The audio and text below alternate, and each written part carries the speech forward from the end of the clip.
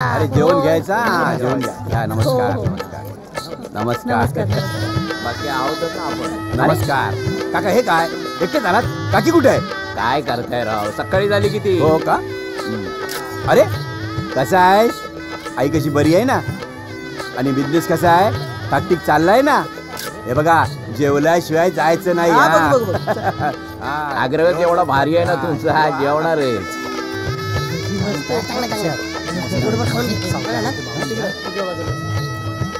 चल बस बस बस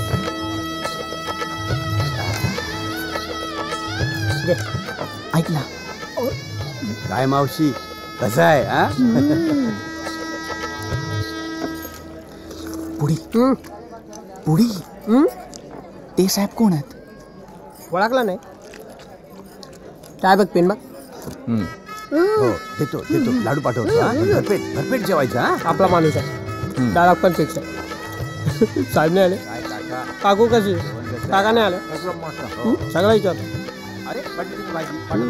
जिलेबी जिलेबी जिलबी जिलबी जिलबी 4 जिलब्या 4 पाठवतो पाठवतो 4 जिलब्या 4 4 जिलब्या 4 काय खाल्लं 2 रुपये तरी द्या हो निघ म्हणतो ना चल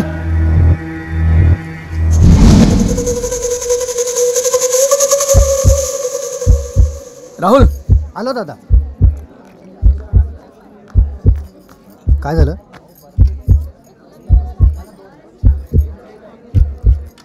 अरे दादा दादा ओ जिलेबीवाले भाऊ जरा बाहेर येता का हा तुम्हीच या ना जरा या काम आहे जरा या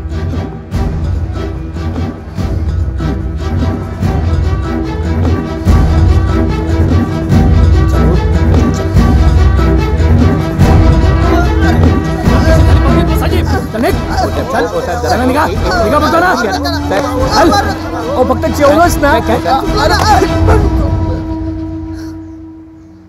जाऊ दे ना साहेब घरी इतकं मंगल कार्य सुरू आहे कशाला त्याच्यात विघ्न आणताय यांची चूक झाली साहेब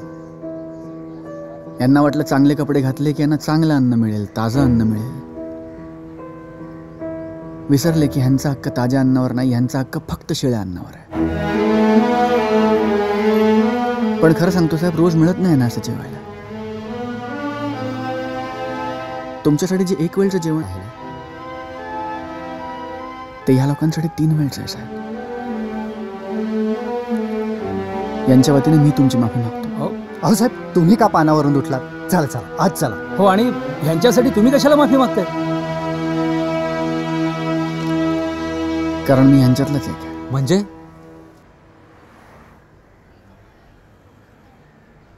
भिकारी भिकारी